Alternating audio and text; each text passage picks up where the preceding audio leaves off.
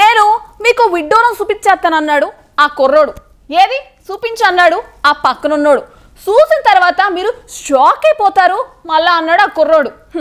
చూసిన తర్వాత అవ్వాలా లేదా అని డిసైడ్ అవుతామన్నాడు ఈ పక్కనున్నోడు. నేను కానీ ఒకవేళ వేసానంటే జల్లెడలో నీళ్ళు సారకుండా అలాగే ఉండిపోద్దన్నాడండి. మరి ఈసారి చాలా కాన్ఫిడెన్స్తో ఆ కుర్రోడు ఆ మాటలు ఎందుకు శాతల్లో చూపించమ్మా అన్నారు ఇల్లు. ఆ డిస్కషన్స్తో మనకేంది కానీ మీరు కూడా ఆ కుర్రాడు గోలేటో ఓసారి చూసేయండి.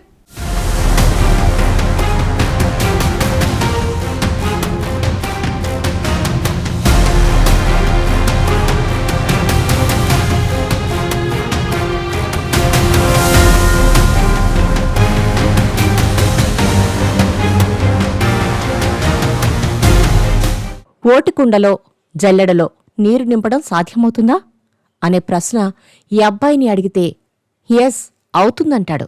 గ్రామీణ ప్రాంతాల్లో వినిపించే ఉపమానాలు నా దగ్గర వర్కౌట్ అయ్యే ఛాన్సే లేదంటాడు. జల్లెడలో నీరు కారిపోకుండా ఉండడమనే ఊహే విచిత్రం. అలాంటిది ఆ కుర్రాడు చేసి చూపిస్తారంటే నమ్మడానికి కష్టంగానే ఉంటుంది కదా. కాని అతను మన కళ్ల ముందు దానిని నిజంగానే చేసి చూపిస్తే నోరెళ్ల పెట్టకుండా ఎలా ఉండగలం? ఎంతైనా అదొక అద్భుతమే. అందుకే ఆ అద్భుతాన్ని చేసిన తర్వాత ఆటోమేటిక్గా నోరెళ్లబెట్టేస్తామన్నమాట. అలాంటి అద్భుతాన్ని ఆ కుర్రాడు చేసి చూపించాడు. ఆ వీడియో ఇప్పుడు నెట్టింట్లో వైరల్ అవుతుంది. ఆ షాకింగ్ వీడియోను మీరు కూడా చూడొచ్చు. సోషల్ మీడియాలో ఇలాంటివి అద్భుతమైన వీడియోలు చాలానే కనిపిస్తుంటాయి. వాటిలో ఇది నిజంగా ప్రత్యేకమనే చెప్పుకోవాలి. ఎందుకంటే సైన్స్కు వ్యతిరేకంగా అసాధారణంగా ఈ ప్రక్రియను చేసి చూపించాడు ఆ యువకుడు. సోషల్ మీడియాలో అప్లోడ్ చేసే ప్రతి వీడియో అందరినీ ఆకట్టుకోవు కదా. కొన్ని మాత్రమే ఓ మాదిరిగా పర్లేదనిపిస్తాయి, మరికొన్ని మాత్రం వావ్ అనిపిస్తాయి, ఇంకొన్ని ఆశ్చర్యాన్ని కలిగిస్తాయి. అలాంటిదే ఈ వీడియో కావడంతో విపరీతంగా స్ప్రెడ్ అవుతోంది. ఇది నిజంగా నిజమేనా అని ఆశ్చర్యపరుస్తుంది. కళ్ళెదుటే కనిపిస్తుంది కాబట్టి నిజమని నమ్మి తీరాల్సిందే.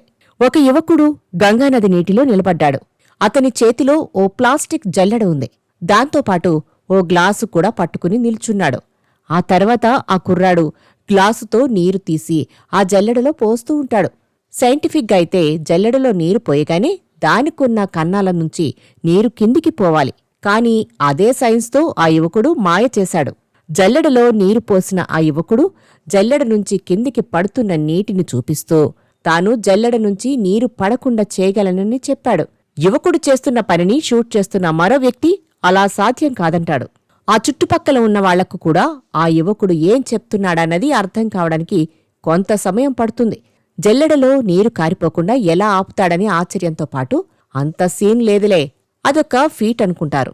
కాని ఆ యువకుడు మాత్రం ఇది సాధారణ నీరు కాదని, గంగాజలం కాబట్టి జల్లెడ నుంచి నీరు కారిపోదని, కావాలంటే మీకు చేసి చూపిస్తానంటాడు.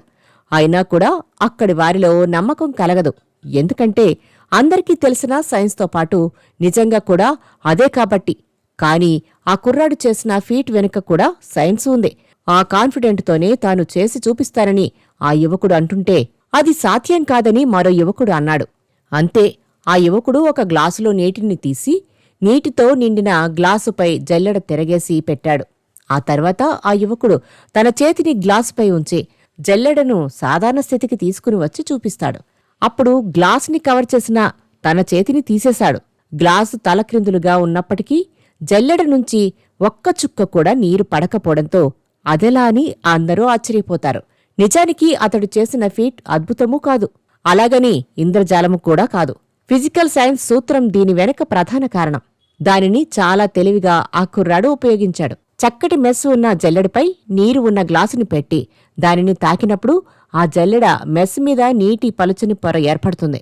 నీటి అణువుల మధ్య ఆకర్షణ ఉపరితల ఉద్రిక్తతను సృష్టిస్తుంది. అది జల్లెడలోని రంధ్రాల ద్వారా నీరు వెంటనే కిందికి పడకుండా ఆపుతుంది. అందుకే ఆ టెక్నిక్తో ఆ కుర్రాడు తాను అనుకున్నది చేసి చూపించాడు. అర్థమైంది కదా? అదన్నమాట విషయం.